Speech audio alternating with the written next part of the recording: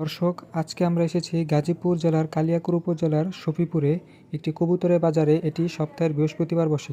আর এখানে পাওয়া যায় বিভিন্ন জাতের কবুতর।